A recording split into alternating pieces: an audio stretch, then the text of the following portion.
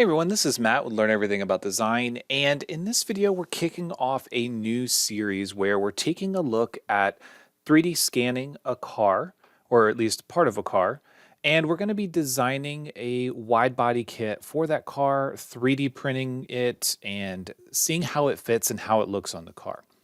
Now, we're starting this video a little bit different than all of our other videos because a little while back I was reached out to by Shining 3D. They have the Einscan. In this case, there's the Pro HD that we're going to be looking at.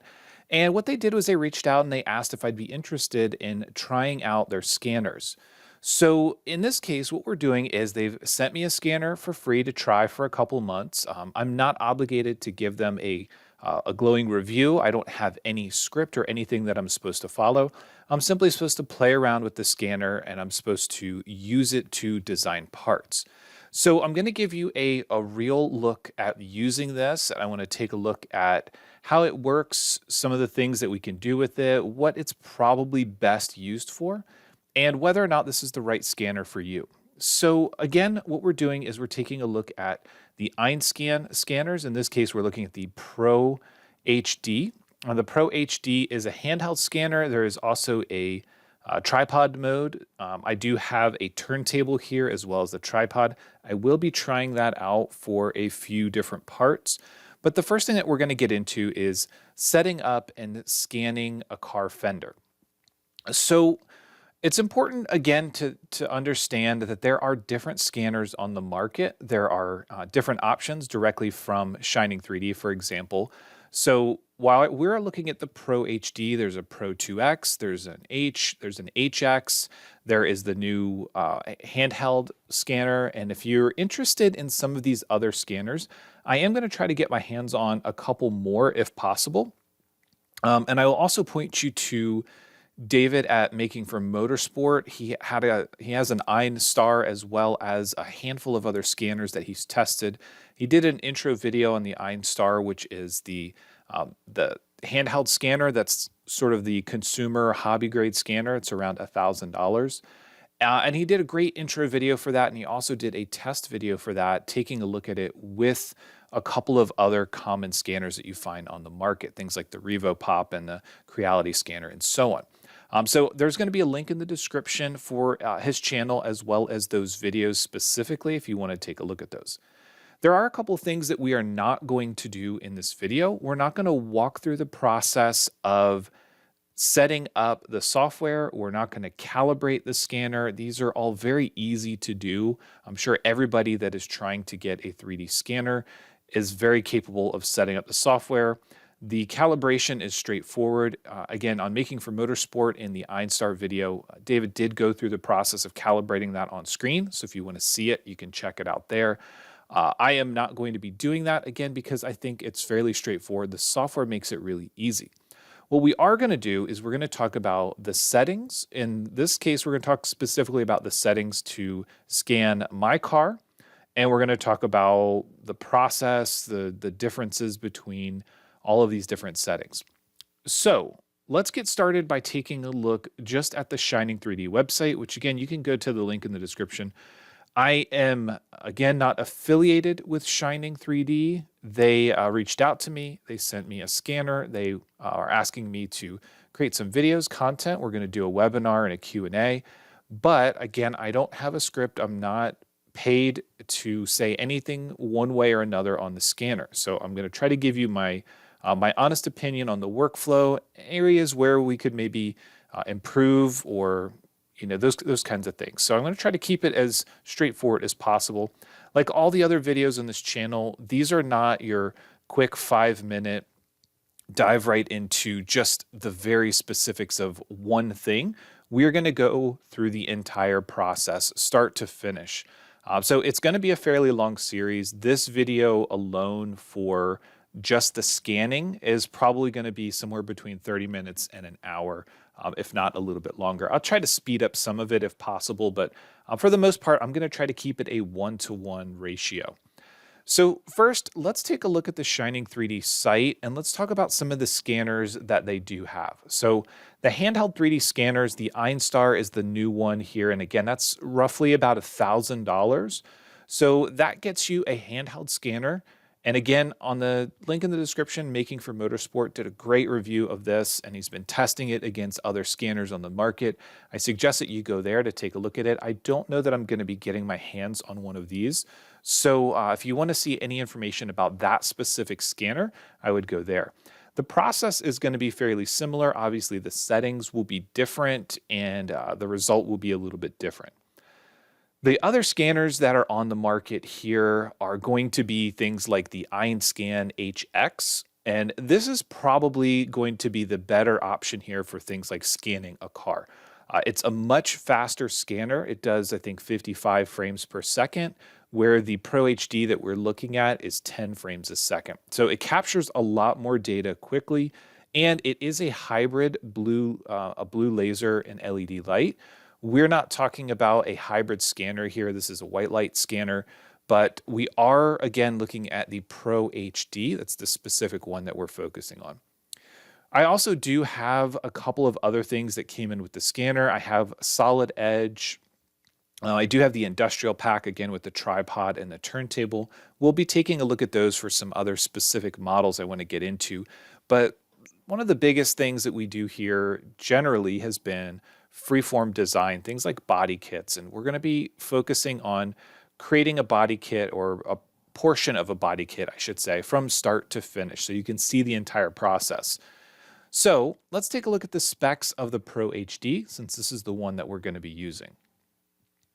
Now, the Pro HD has a couple of different options with it. Now, when you're getting into the software, and when we get into the software, we'll talk about those options, but we can use it as a handheld scanner, a handheld HD scan. We can use it as a handheld rapid scan, and we can also use it as a stationary scanner. There are some differences associated with that. So let's take a look at the specs so we can understand what we're getting into.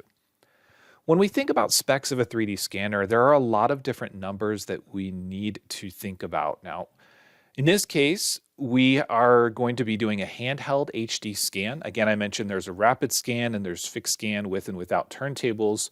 The accuracy is going to change relative to those. So you can see here the handheld HD scan. The accuracy of the scan is up to 0.045 millimeters. The handheld rapid scan up to 0.1.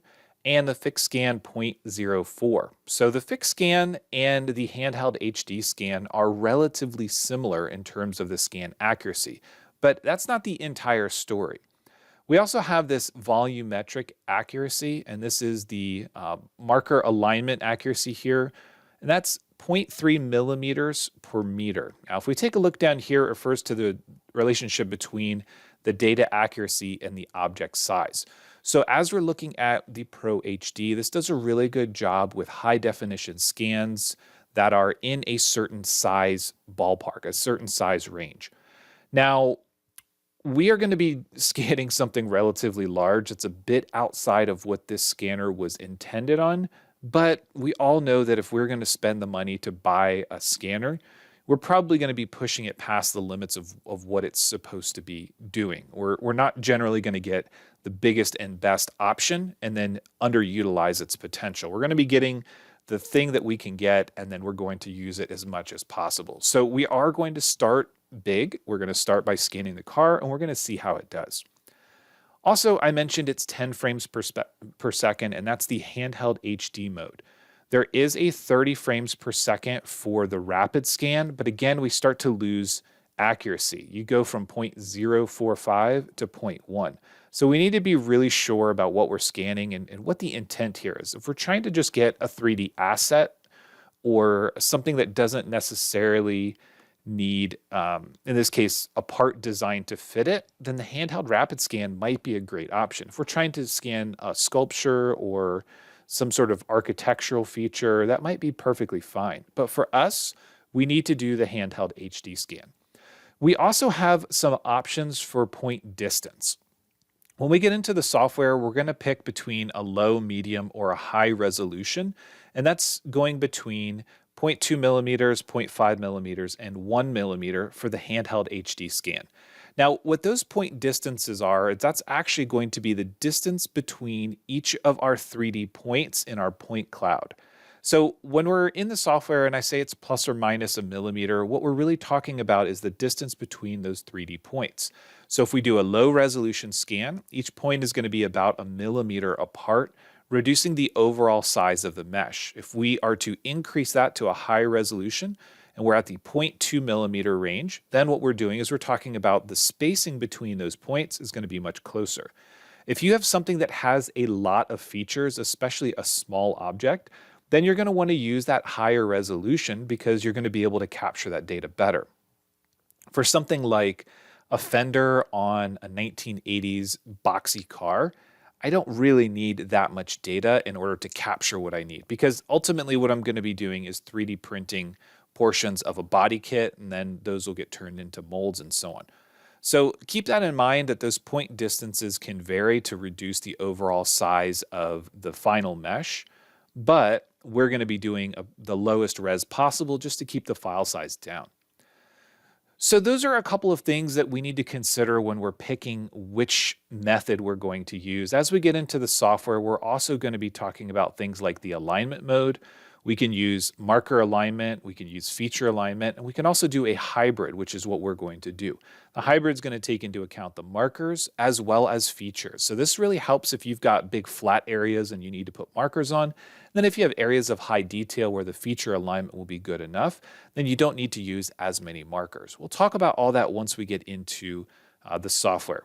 But once again, full disclosure, we are dealing with a scanner, the Pro HD, that was sent to me. So I have not purchased this. This does still belong to Shining 3D. I am not under a contract to give a specific feedback, but I am going to be making videos talking about the process over a bunch of different types of parts. So in this series, we're looking at car fenders.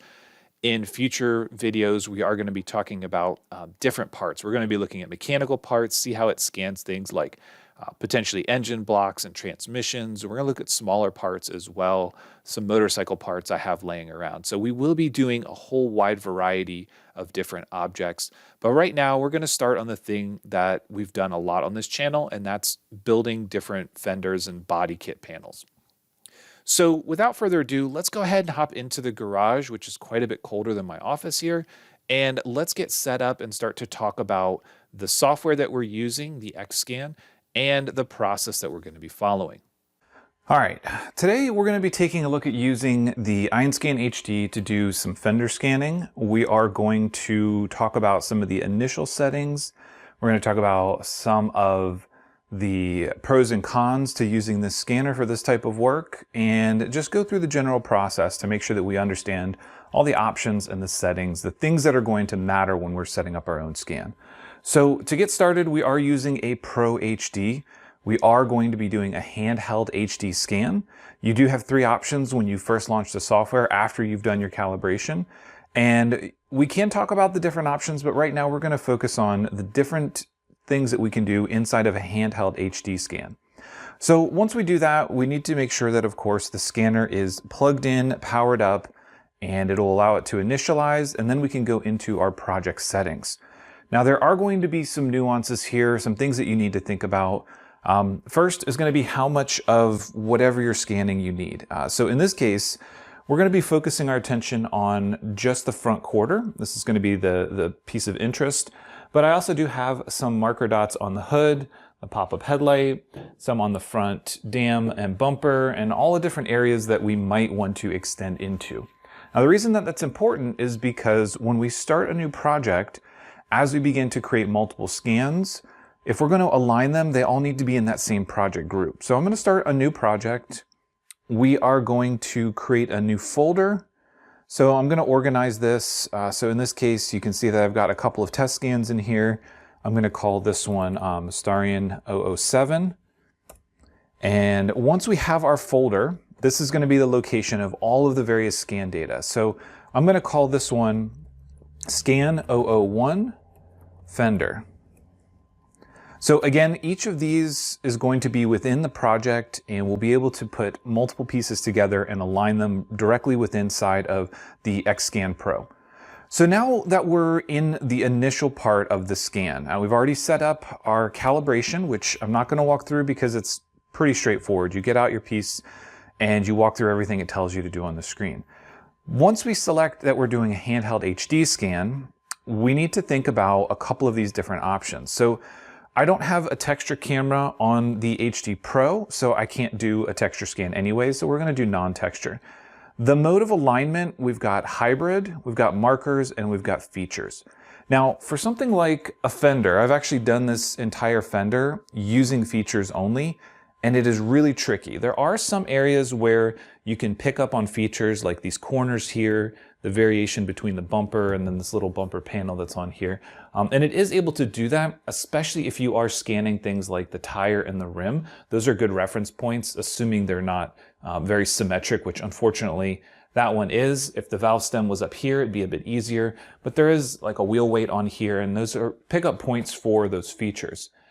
So the marker alignment means that we need to have at least 4 markers in view of the scanner at all time. Now I put way more than that on here because I found that only with 4 that we were getting some problems with alignment and we're getting some problems with tracking. So we're going to do the hybrid method, which means that anytime we're doing a big flat surface like the hood, we need to have markers.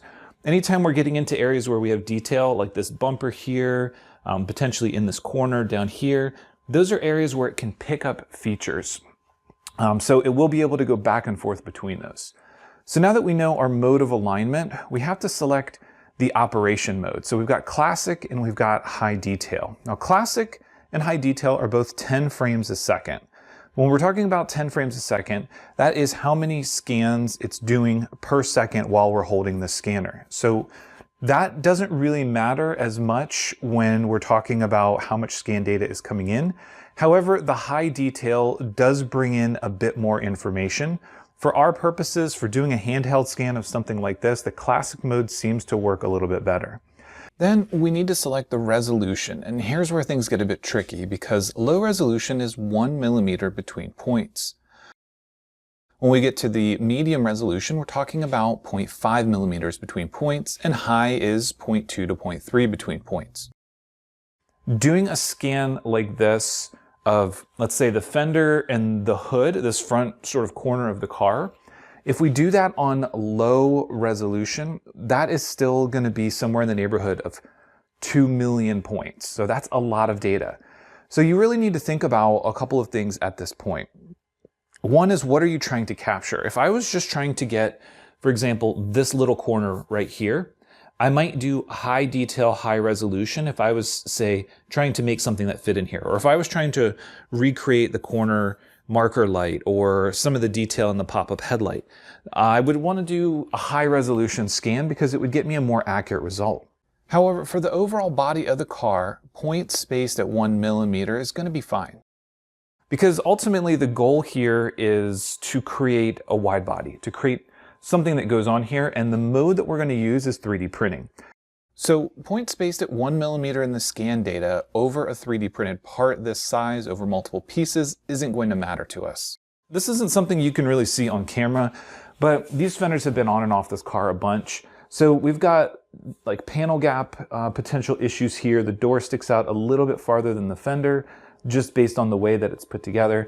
You also can't see on camera, but there is rust in this car. So you kind of see it popping out in this spot, but underneath here, there's a lot of rust down there. And the way that this car works is this piece here is bolted on over the body. It's an option on just this ES model.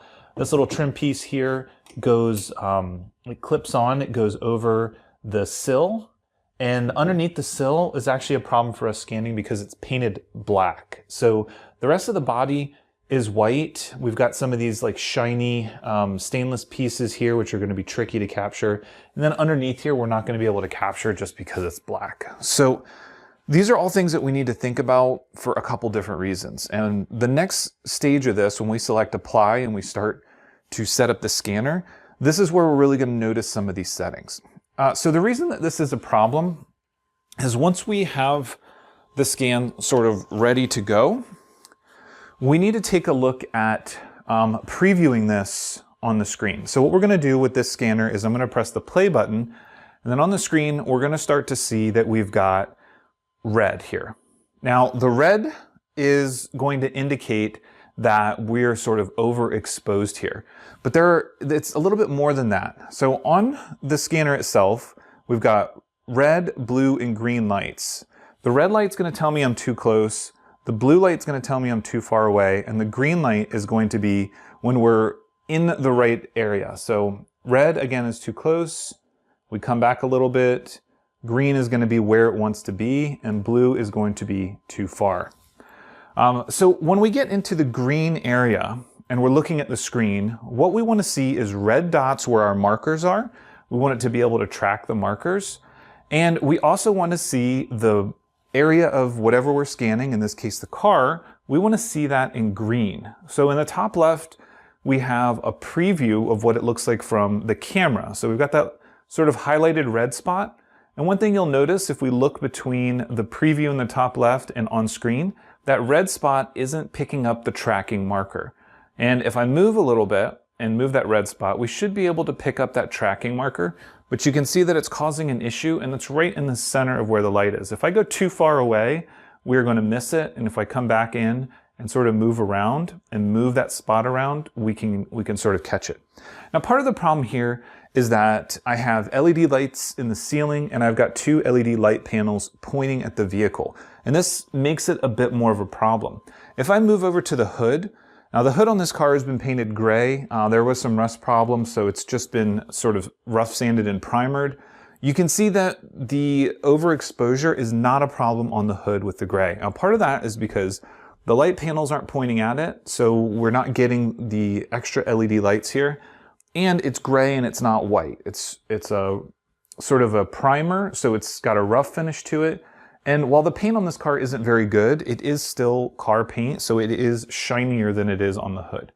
Another area you'll see here is that the chrome, where we have these little door bumpers, and again, these were options on some of these cars, that is going to be really tricky for us to pick up because of its reflective nature. Now we could paint it, we could use some prep spray, or we could remove it from the car. Now, unfortunately, for me to remove these, I'd have to take the fender off. I just can't get to that spot.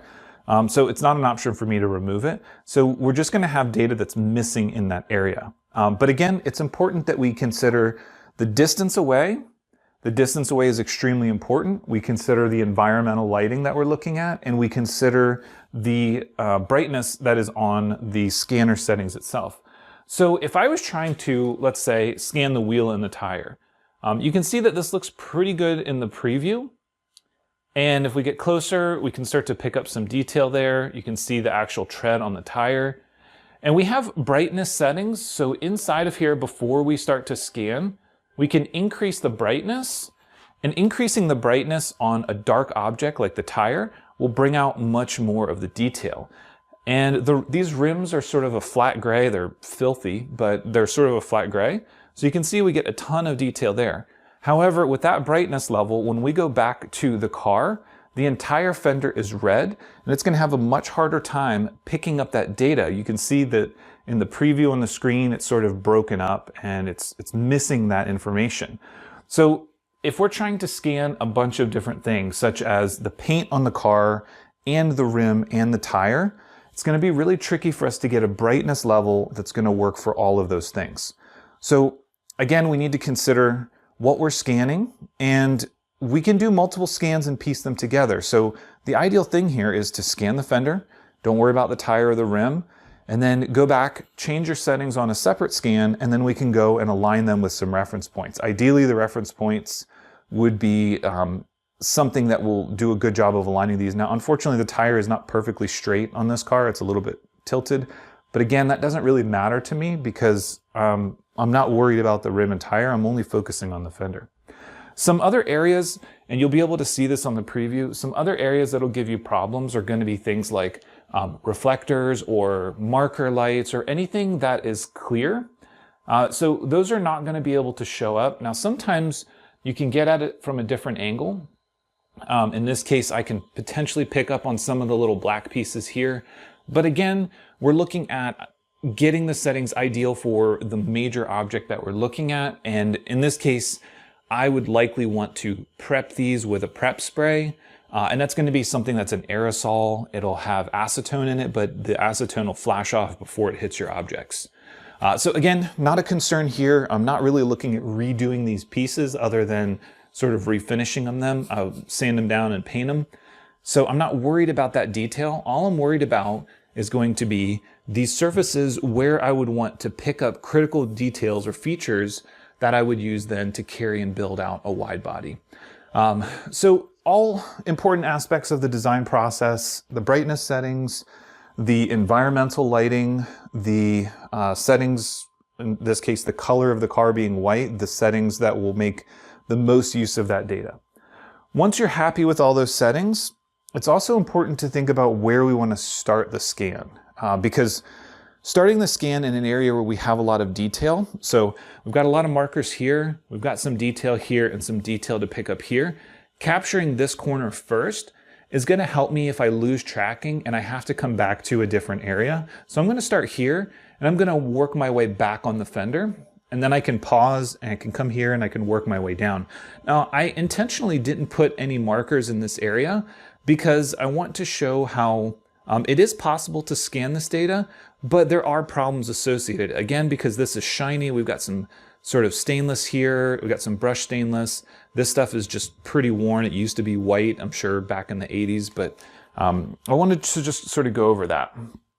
So to get started, we want to make sure first we've got enough room with our cable to get everywhere we need to. So I'm going to come all the way to the back of the fender, make sure that I can reach, because that's going to be a problem if we are mid-scan. And then I want to find my starting point. Again, I'm looking to start around the corner of this piece here. I want to get to a good distance, make sure my light is green. The bar on the left side of the screen is also going to be green. There are 4 or 5 green markers in that area. Point it at the object and hit the play button. So once we hit the play button, it's going to start scanning. It'll take a second to go from preview to starting the scan. Anything that's green, it's collecting data.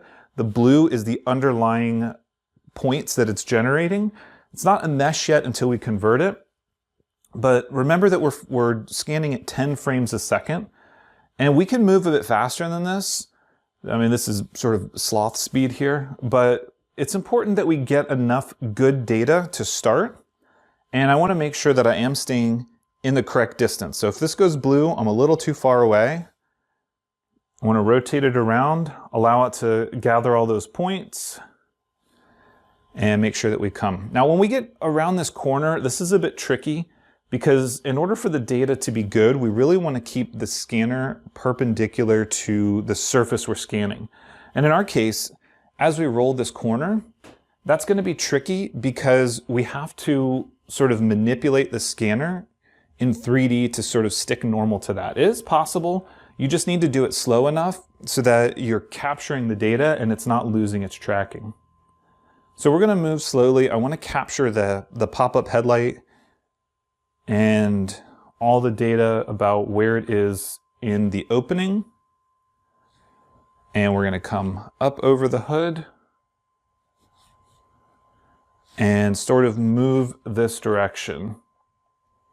So you can kind of see where it's missing information just at the back of the pop-up headlight. And we can slowly gather that. Again, 10 frames a second is relatively slow. You don't want to move too fast because you want to be able to capture that data. Now, another thing is I'm going to have to move myself around, and this is going to be a quick move, and we're going to see if the software can keep those tracking markers. So you can see here, we're too close. We need to move back a little bit and just give it a second to catch up, make sure we're in the green area. It's going to find all those marker dots. And as I mentioned, the ideal, or the minimum number, I should say, not the ideal number, is 4 dots in every view of the scanner. So you can see here now, I have tripled that number. I put way more than 4 dots in this area. And I found again that the 4 dots was not quite enough for something like this that didn't have a ton of features on it. So what I'm going to do is I'm going to move slowly. Again, I want to maintain this green light here. If you have the laptop set up in a way where you can see the screen, it's helpful because this is just green, red, or blue, but on the screen we actually have more variation. We can see if there are 3 or 4 different green sections. So we can see if we're a little bit too close or a little bit too far away. It seems to work pretty good in this range, which is I think about 2 feet away. And then I'm just gonna keep slowly moving down the car. Now, full disclosure here, this scanner, the Pro HD, this is not really the intended use for the scanner. Now, this is probably more in line with the HX line. It's probably going to be a better fit for scanning something like this, but that's not to mean that you can't do it, right? It's you just have to take a little bit of time in the setup. You have to take a little bit more time in moving the scanner around. And again, we're not doing the rapid scan.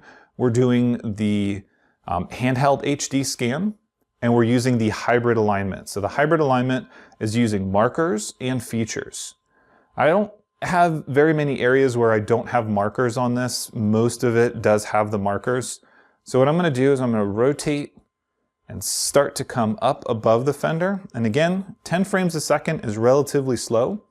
We want to make sure that we're capturing this data. And you can see as soon as I get to the area of the car, there's a black sill plate. It has a lot of features on it, but with the current brightness setting, we are not able to get that data. Now, you can see that the markers are required to scan flat objects. Right now I've got 4 in view. There's 5, we just picked up a 5th. As soon as I go over to the door where I don't have any markers, it should still be able to scan some of that data. You can see that it loses it. It completely creates a shadow where the mirror is because the mirror is black, and I don't have anything, in this case, I don't have any references on the mirror itself. But because of the A-pillar, because of that triangular section, it is able to capture the A-pillar data without the markers. And again, this is the hybrid approach, which allows us to look at not only just the markers, but also features. Now, since we're here, I'm going to roll up over the hood.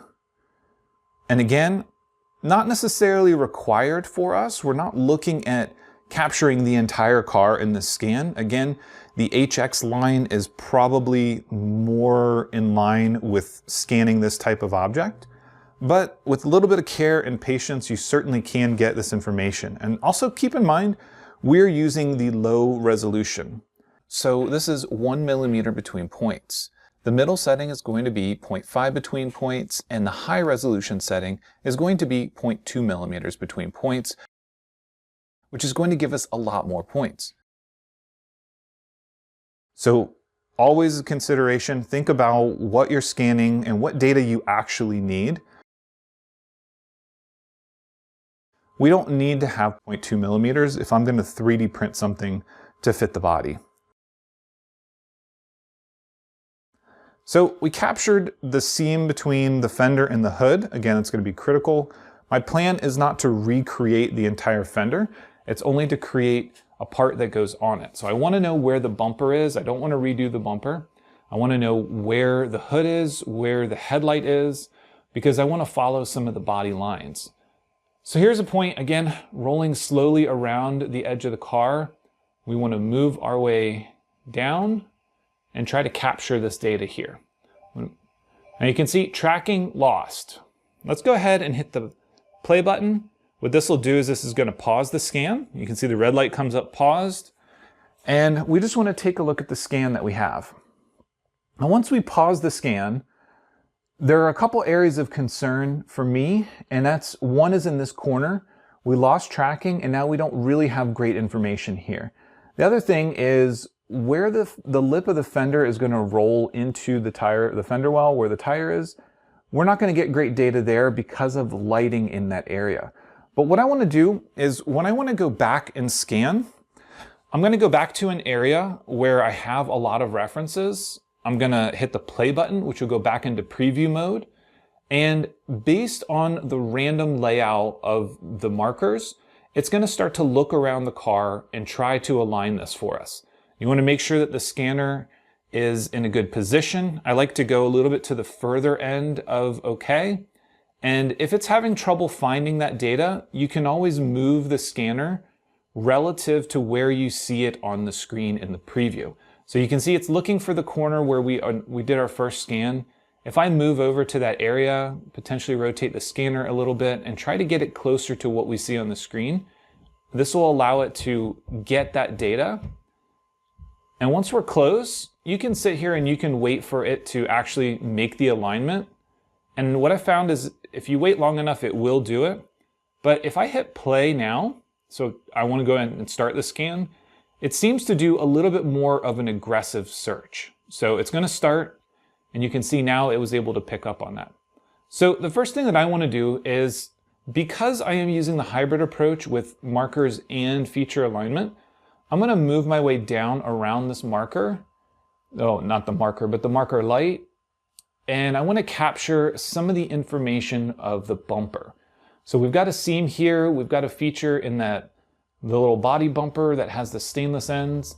And if I come all the way down here, what this is going to allow me to do is carry my scan back and use some of those feature alignments in addition to the marker. So I basically skipped over that area up top.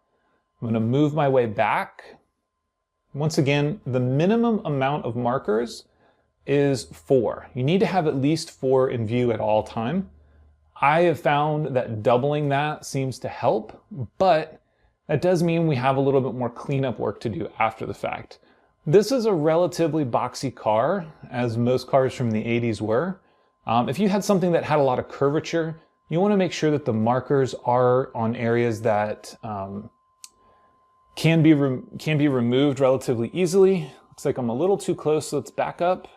It hasn't lost the tracking yet, but I can tell it was struggling a little bit. So I want to make sure that I capture this corner. And you can see now it's lost the tracking. I'm going to go back to a previous location and work my way up. We're going to come up, move a little bit slowly, and tracking lost. Again, it needs to find that data.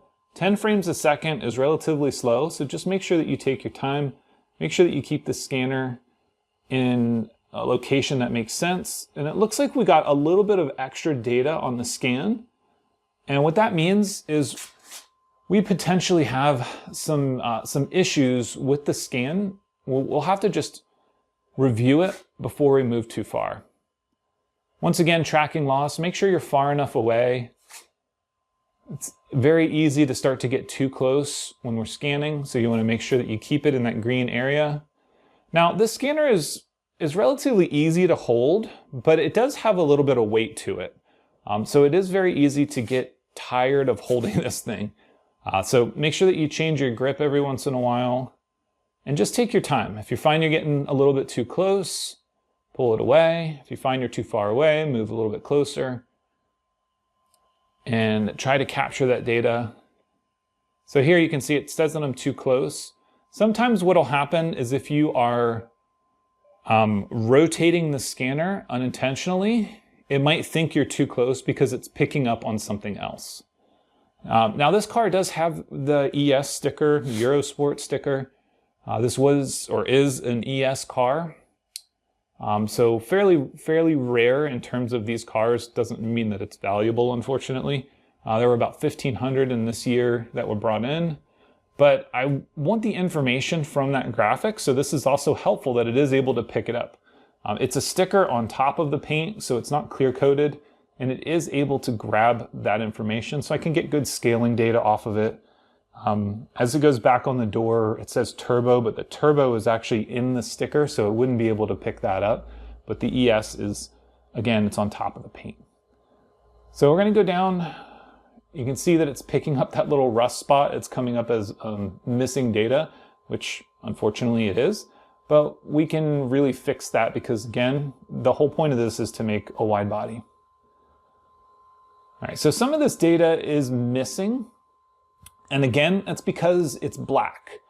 The way that the scanner is set up for the brightness level means that we're picking up all the white stuff really well, but anything that's black, the sill area, some of the plastic pieces around this little mud flap here, that data is just going to be missing. So I'm going to hit pause again. It's important that we wait for it to actually pause and don't just start moving it automatically, because it will still pick up data. And let's review what we have. So while I'm reviewing, I'm just going to set this back down somewhere safe. I like to set it in the box. Let's take a look. So at this point, I'm just using the mouse on the laptop, so I don't have an actual mouse to use, which makes it a little bit harder to zoom in and zoom out. But at this point, what we could do, if we had any data we didn't want, so for example, part of that rim there, what we could do is we could do some cleanup. We can select it. We've got the lasso select here, and we can, the way that this works, and again, it's tricky when you have a mouse like this, is you hold down Shift, and then we could just draw around that mesh data. And once we select it, we just need to delete the selected data. Also, this area here, I don't really like the way that it picked that up. Again, not a big deal because we don't actually need that, because again, the point of this is to make a wide body, so the area of the fender there isn't going to be important. But if we want to, we can hold down Shift, that first mouse button, and sort of cut that data out and remove it. And if we want to cut out a little bit more and rescan that area, we certainly can. So again, hold down Shift, and I'll just cut out a little bit more of that and delete it. I do want to keep this lower portion of the air dam. That would be recreated, but it's good to have it as a reference there, the angles.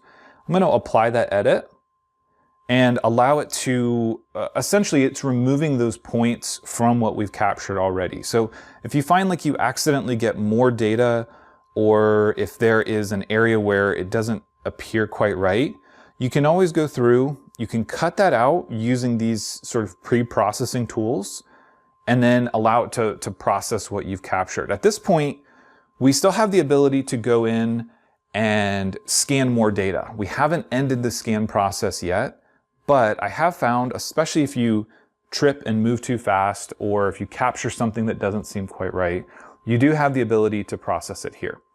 Now, this computer that I'm using, it has decent specs. It has a Quadro P4000 card. It is a little bit older of a laptop, but it does have enough specs to run this program. Now, what I found on this specific machine is that it doesn't seem to use the GPU at all. It's all CPU that's doing the processing. I think based on the way that this laptop was configured, there's an onboard graphics card that the NVIDIA card feeds through to get out to the HDMI. And even though in the settings I have it to always use the GPU, I still think that maybe there's a setting that's just not quite optimized there, and hopefully we can speed this up a little bit. What I found is that the processing step for generating the mesh from the scan data and also saving that, it tends to be hit or miss. It tends to take a little bit of time, and unfortunately, you just have to wait. You just have to let it do its thing. Once this is done processing, I think I have enough data where we can finish the scan. And I'm not going to do any processing on it in this video. The whole intent of this was to set up the scan, to look at the different things that we needed to, like this area with no markers, how we were able to scan it. We were able to pick up on a couple of these markers up here and a couple down here and this feature here. Even though some of the data is missing because it's reflective, we were still able to scan that. But we could see that it was problematic because it did capture more information there that we really didn't want. There is a white painted lip on the inside of here, and if I wasn't doing a wide body, that might be important information to me. But since really all I'm concerned with is the body lines here, I want to know where things start here so they can come out. And I wanted to know where this line is in space, because I want to carry these features, the way that the Fender is shaped, I wanted to carry these features all through the new design, which I'm not sure what it's going to look like yet, but it'll probably end at the door here and maybe be open.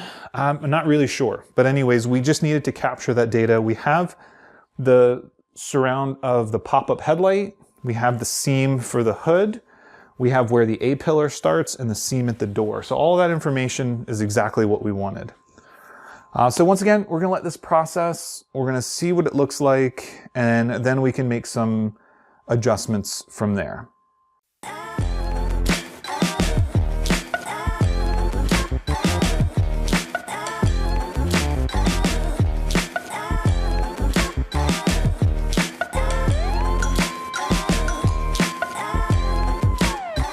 All right, so now that the processing part is done, we have to decide what to do next. Do we want to capture more data, or do we want to sort of finish with the scan?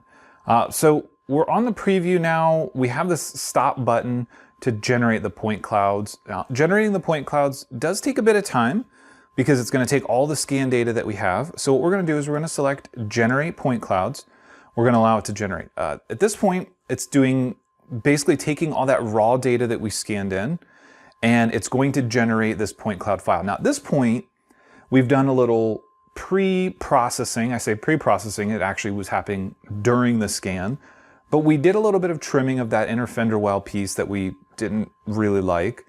What we're doing now is we're converting it to a mesh file, and then we have the opportunity to do some post-processing. Now remember early on I said that if we want to scan multiple pieces of the car, so for example, the bumper, the hood, all that data, if we wanted to scan all that and bring it together, we need to do it in the same project. So what we're going to do is we're going to scan the hood, because again, remember the hood was slightly different in terms of the brightness. You want to play around with those levels to make sure that you have the correct settings for whatever it is that you are doing.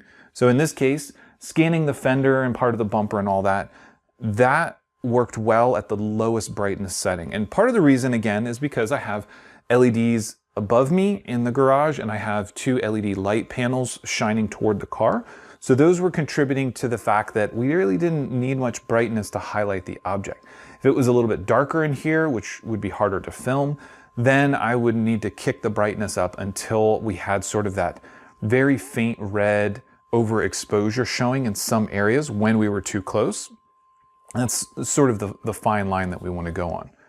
So at this point, we're going to let it generate the point clouds and we're going to see what we get. All right, so at this stage, we now have our point cloud or our mesh generated.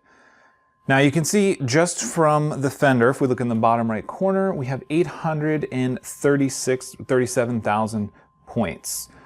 So that equates to about 1,500 frames from the scanner itself. So there are a couple things that we need to know here. First, we're not done yet. This is still in progress, so it's important that we don't lose that data. Another thing that's important that we note is that we have a global marker file. So a file was created to represent where all the markers are. And that's important because if we're scanning multiple things together and then we're also scanning them apart, the marker file can be a great way to put things together. An example of this is one of my motorcycles has a dash pod. It's an old Kawasaki GPZ, and on the top of the gas tank, there's a pod that had a fuel gauge and some warning lights and stuff like that on it. Well, I would want to scan the tank with that pod on it, and I can put markers on both, and then scan the tank without the pod on it. So I get the detail of some of the other features of the tank, how it mounts to the bike, for example. So being able to scan those two together and then apart and use the marker file to sort of help put them together where they're supposed to be can be an extremely beneficial tool. We're not going to do it here with the fender itself, but what I do want to make sure we do is that we save this data. So on the right-hand side, you can see that we've got the preview, we've got the project group, we've got delete your scan, which we absolutely do not want to do. We've got save your scan, and then we've got mesh model. Now, when we want to get to the point where we're actually modifying the mesh, maybe we're filling holes or making some changes to it, that's the point when we want to mesh the model. But if we're going to do multiple scans, this align option, which is currently grayed out, has to happen here in this portion of the software. But just in case we lose anything, I want to make sure that the scan is saved. So I'm going to save that scan data. Make sure that you do put it in the correct folder. So in my case, we're in Starion 007, and scan Fender 001. So that's the folder that it creates. And you'll notice that this is trying to save what's called an ASC file, the whole scan. Now, if we look at the different data that we have here, we've got the marker file, we've got a project file, we've got some data, and then we've got this SLN SHD file. Now, if you're using the Einscan previewer, that's the one that you could open up in there. But what we're going to do is we're going to save the whole scan as its own thing. And I'm going to do that just in a subfolder in here. I'm just going to call this 007 001 whole scan. And I just want to keep that in a folder in case I need it for some reason. I want to make sure that I retain a copy of that data. So I'm going to call this Starion 007 Fender 001. And again, these names, you can make them whatever you want, but it's important, especially if you're going to be doing this multiple times, multiple scans, that you come up with some sort of nomenclature that makes sense. Now, just like with generating the mesh, you can see here that saving the scan data, it went from 0 to 95% extremely quickly. Then it kind of hangs here a bit. Now, you want to make sure that you don't do anything. Do not unplug or pull the power from your scanner. Do not do anything with the software. Just let it finish saving that data.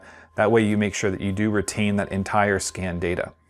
There is data that is saved in the project. Again, we do have the data for the markers. We have the different data file for the scans. And this is sort of just like an extra precaution step that I want to take, because there are times when you might get into creating a mesh, like meshing the model so you can do some post-processing, or you might decide to go back and scan something else. You want to make sure that you don't lose any of that data. So at this point, we've got a scan of the side of the car, but I also want to get the hood. So what I'm going to do is go back to the project group, and I'm going to open the project group. We also have the option, there's actually another way. Let me show you the other way here. We actually have the option over here on the left-hand side. You can see that we have project group. So this is kind of the same thing. Project 1 is what we're working on now. We've got the point cloud data and the marker data. If we hide the marker data, you can see the point cloud underneath. And if we hide the point cloud, you can see all the markers there. But what we want to do is inside of our project group, we want to create a new scan. So inside of here, project 1 was the Fender. I'm going to create a new project, and this is going to be project 2. And this is going to be our, again, the same exact settings. We're going to use classic, we're going to use hybrid, we're going to use a low resolution, and it's a non-texture scan because, again, I don't have the texture add-on for this. So we're just going to use all of these exact same settings. We're going to apply it. It's going to start the scan, and we're going to have to go through the same process.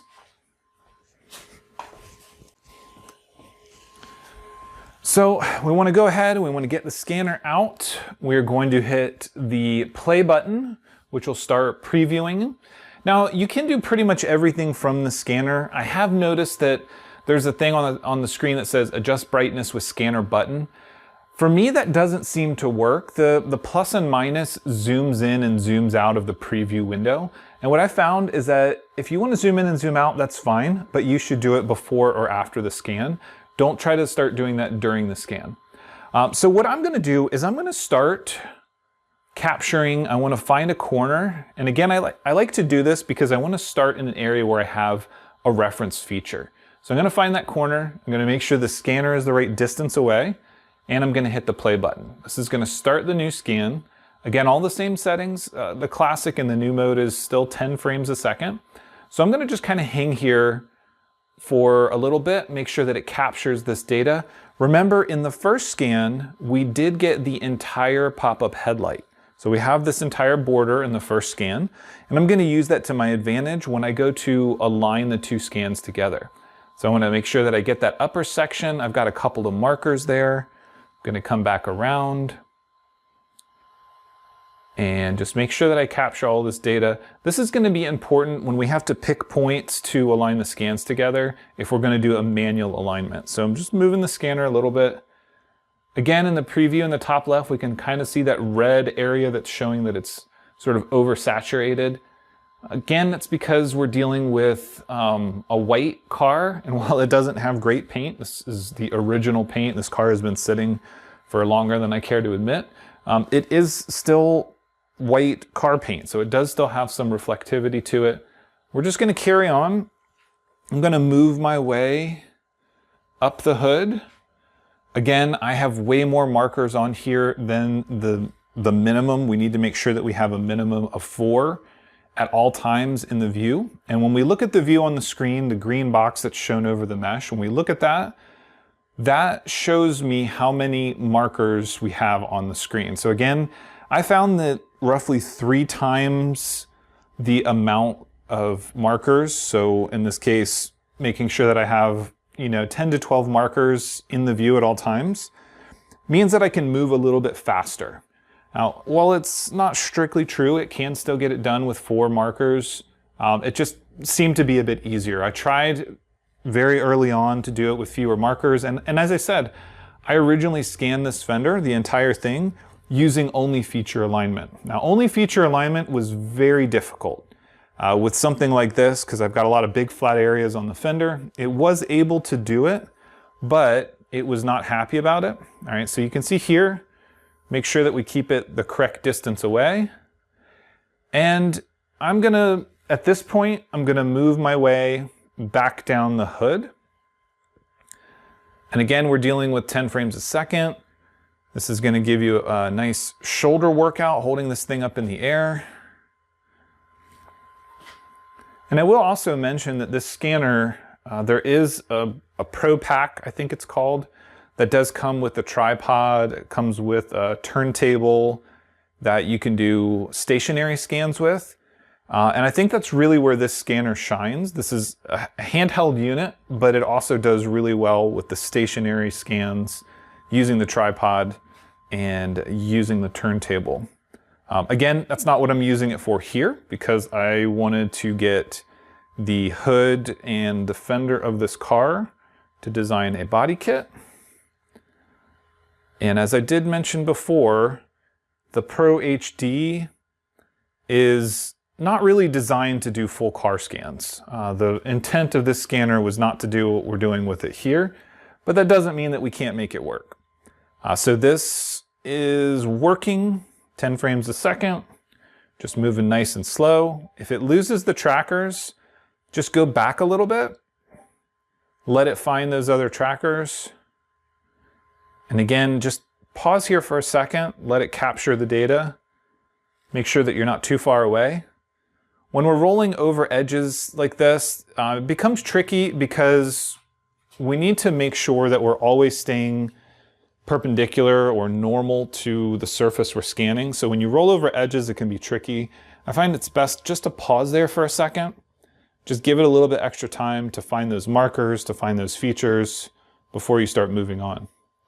Now this detail, this little ridge on the hood, I found to give me the most amount of trouble. Now it's not really pronounced on this car.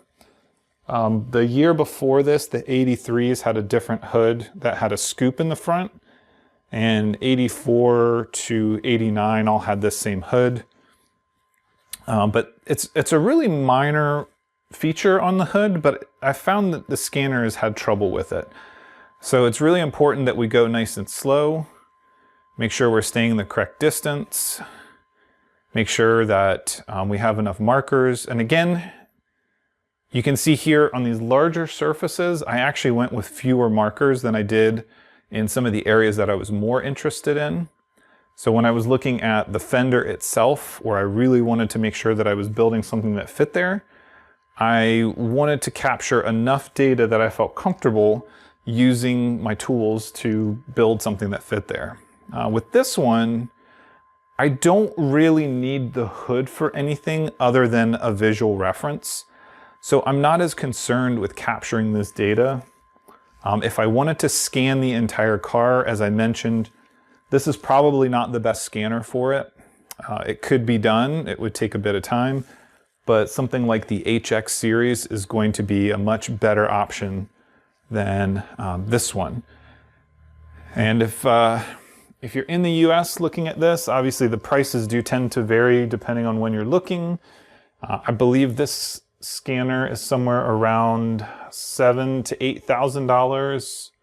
If you buy the pack that does have the tripod and the turntable, I think you're getting closer to the $10,000 mark. And if you go to the HX, which is the next step above this one, I think that scanner starts somewhere in the $10,000 to $12,000 range. So obviously not quite a hobby scanner. You would need to be doing something and actually producing some income with this in order to justify purchasing a scanner like this. But when you look at what else is on the market, and I should be clear, I'm not a salesperson for Shining 3D or Einscan. They did send me this scanner to play around with, to try to make some videos with, but I'm not obligated to, by any contract, to give them a good review of the scanner. There was no directive for me to say only good things about them with the scanner. So just wanted to make sure that I point that out. But again, there are a lot of scanners on the market. The market is beginning to get flooded with scanners in the $1,000 and under range, like the Einstar from Shining 3D, which if you've watched Making for Motorsports video, has done a really good job. David scanned the front of his Mini, and the results looked really good. I was really pleased with what he did with that. So, so there are some options depending on what you want to do. If you're okay with getting a slightly lower res scan, if you're trying to make body kits and you're doing a lot of handwork on those body kits, then maybe $1,000 scanner is what you need. When you get up into the higher end scanners, so if you go up to something like this or up to the HX, when you look at the specs, you're not really seeing a drastic difference in resolution, and that can be a little bit misleading. So when you start to look at resolution of this scanner versus something from Creaform or something that's in, let's say, the $50,000 range, the resolution numbers don't appear to be that different. Even when you go down to, say, a hand scanner, they don't appear to be that different. But where you end up seeing those variations in the resolution is when you're doing large scans like this. So you have to be real careful when you're looking at the specifications. If you're looking at a scanner and it claims to do 0.2 millimeter resolution, the thing that you want to be careful with is that 0.2 millimeter resolution across multiple scans, or is it a single stationary scan? All right, so you can see here that we lost tracking. Just give it a second. Go to an area where you last were. If it has trouble with that, go to an area with a lot of features, because what it's doing is it's scanning around and it's looking for the markers in this case, but it's also looking for unique features. So when you have an object like this that has a pop-up headlight, we've got those gaps, those seams, and we've got markers all over them. Those are pickup points that it can grab fairly easily. In this scan, I'm just going to try to capture the bumper while we're here so I don't have to do a third scan. So I'm going to roll down. I'm not going to be able to get all of it simply because it has glass lenses for the driving lights and for the turn signals. So this scanner is just not going to pick those up. I didn't prep them. I put a couple of markers on them so you can see the markers are showing up, but they're basically floating in space. And I knew that I wasn't going to be able to pick up on that. I would have to use some prep spray and paint them if I wanted to capture them. But again, I am not looking to recreate those parts. So it's really just the trim around them, and it's a visual reference. I'm not using this mesh to capture or recreate any of these pieces. I'm using it to base a wide body on. All right, now here's a tricky part, because I'm going to start to roll down around the front of this because I want to try to capture how the bumper rolls underneath. This car still does have the US spec front license plate holder. Depending on which state you live in, You might be required to have a front license plate. I do here where I live.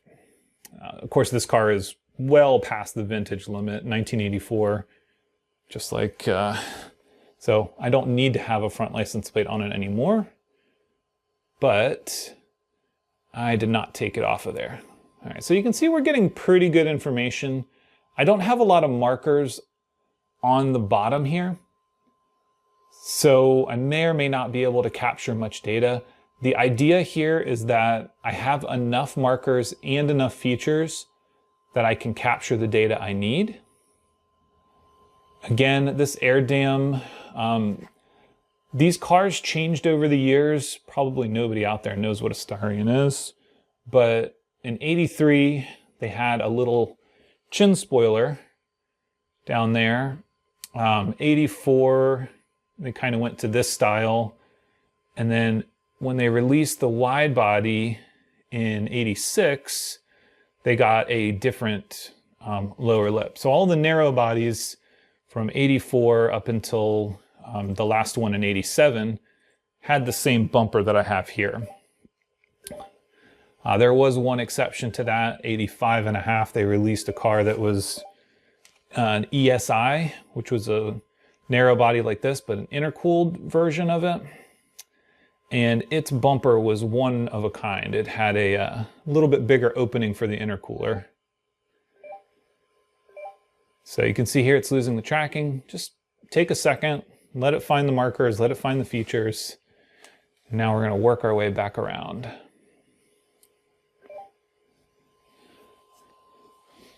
So yeah, once again,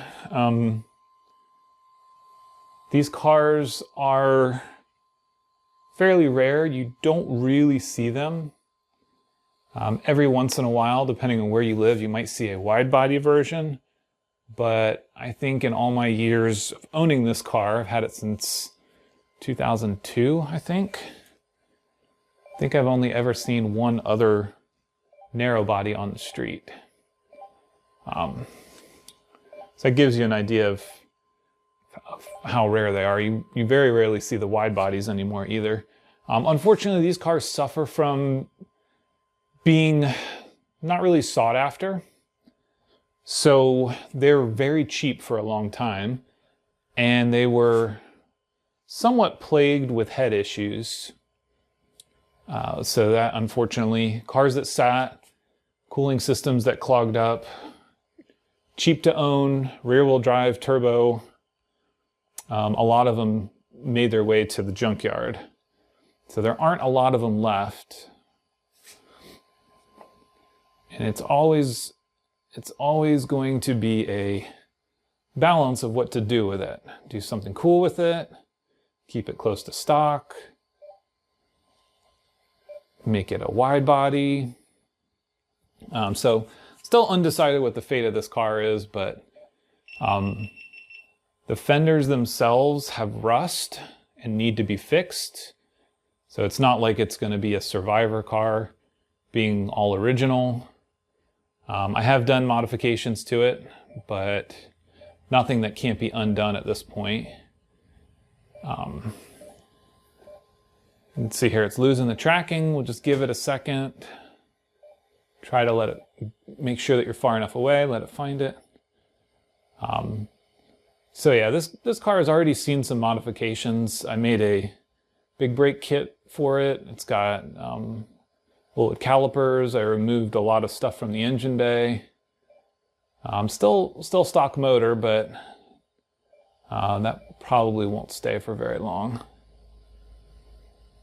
And as I said, these cars were cheap for a long time. 2.6 liter turbo rear-wheel drive, and not a ton of power. This one makes about 170 horsepower as it sits. Best of the best 89 cars, they were 188 horsepower stock. So again, not much in today's world. I mean, a Toyota Corolla is faster than that. But you cannot go back to this kind of style. Just the highway safety is just not quite there. No airbags, stuff like that. All right, so it looks like we captured some scan data. All right, so let's see what we got here. We can see there is a dent. That's okay. I want to make sure that we got the hood and enough of these marker points on the fender that we can align multiple scans. So I think we do have enough. Again, since I'm on a laptop, I can't really zoom in and zoom out very well. It just doesn't work on a trackpad. But I think I got enough of the hood, enough of the front bumper. I can use this view cube down here, which lets me zoom out a little bit. Now I could potentially do some cleanup on this, but I have enough of that front fender that I can align scans, and I have enough of the bumper up until where that the front license plate holder is. This isn't going to scan because it's all black. I don't need any of that. I'll cut some of that away. So I think we're pretty good here. I'm going to go ahead and generate point clouds from that. Let it create that information. And pretty close to being able to align multiple scans together. Now, if we're going to align multiple scans, we don't have to have the scanner connected. But if you are planning on doing more scans, if you're planning on going back and maybe scanning another area of the car, maybe we want to include the wheel, maybe we want to go, you know, on the door or whatever the case might be, then we would want to make sure we do leave the scanner plugged in and that we do keep the power on. If not, then we'll have to go back in and reconnect to it. So we don't want to upset the system at all and lose anything that we're doing. We want to make sure that it generates the point clouds. And then we're going to save this as well. We want to make sure that we just sort of have that extra safety save to make sure we don't lose any of this work. It's not like the scanning work is that difficult to do, but it is time consuming and you really don't want to have to go do the same thing twice. So the scan of the fender took about 30 minutes. Obviously, I probably could have done it a little bit faster, not talking through the process. The scan of the hood and the bumper now took about 20 minutes or so. You know, so all said and done, once we finish generating these point clouds and save it, we're probably going to be at the 30-minute mark as well. So it's not like we want to just lose an hour of time and have to come back and redo it. So it's always good to just let it do its thing. Don't unplug the scanner, don't unhook the power, don't upset the program at all. Just let it keep cranking away.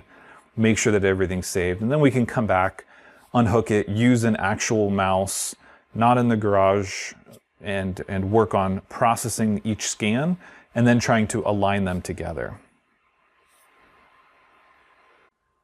All right, so now we have this. Obviously, we've got some areas where we've got extra data. I'm going to use the lasso and get rid of that. And again, we can't really zoom in, unfortunately. I think I'm okay with that. We should have been able to pick up a little bit of what used to be the Mitsubishi Diamond Star logo in the center. That will help us center it. This data here is a bit messy, but I'm not going to worry too much about that. I'm going to okay that edit, which again, it's going to process, just removing that little bitty piece of mesh. It's going to have to go through and it's going to have to process that, but that's okay. We don't, again, it's important that we don't rush the system. Make sure that you just let it do its thing, let it process and let it scan. And that way you don't lose any of this data. So after this is saved, what I want to do is I want to save it, and I'm going to cover aligning the two scans in a separate video. So I'm not done sort of pre-processing this yet. There are some areas that I want to clean up. Part of the thing that we should think about when we have multiple scans like this, sometimes as we get to the edge of a part, so like we rolled over the hood and over the fender, we don't really want to leave that sort of straggly bit of information there. We can delete the mesh and still have that marker data, I do believe. So we want to clean it up as much as possible so that when it tries to mesh those two different scans together, we have a clean result. So again, I think I'm going to leave that to its own video. And this is just going to focus on getting that scan data in and not really worrying too much on the processing of it. So I'm going to let this go. And just like we did with the last one, I'm going to save it as its own scan. So we have the project. Both scans are included in the project. The data is saved, but I always like to make sure I take the extra step of just saving it out just in case I ever need to go back. If something happens and it crashes when I'm processing it or something corrupts it, I just want to make sure that I have that extra safety net of saving that data. So again, I'm going to let this process. I'm going to save it out just like we did the last one. And in the next video, we're going to talk about aligning the two scans together, aligning the hood and the fender scan together, doing the final post-processing, and what's the next step? Where do we go from here? Do we do any alignment of the coordinate system in here? Do we have to take it to somewhere else? So if you want to follow along, then make sure that you stick around to the next video where we do talk about that step in the process. Well, it looks like it's done. So you'll notice that align is now an option here, but I'm going to go ahead and do the save your scan. So again, we have this project here, and what I'm going to do is I'm going to just call this project. Let's see, that was Fender 001. I'm going to do Fender 002 and just save the whole scan, the ASC, the whole scan data, just to make sure that I have it. So once again, at this point, what we're going to do is this video is just covering getting the scan data into Xscan. What we're going to do in the next video is we're going to talk about a little bit more about processing and alignment. Again, that's really painful for me to do without an actual mouse here in the garage. So I'm going to make sure that I do that sitting at a desk with an actual mouse that works. But we do have both projects in here. We've got the original scan. So there's the first Fender. We can hide this project. So we've got the scan in. We've got this one here. And again, we do have the marker data and the point cloud data. So we have all these markers. We have the point cloud data, and we're going to use all this information to align them together, process them, and then export the whole thing as a mesh that we can use downstream in CAD to generate whatever parts we want to make. So at this point, if you have any questions on this, please let me know. As always, thanks for watching, and we'll see you in the next one.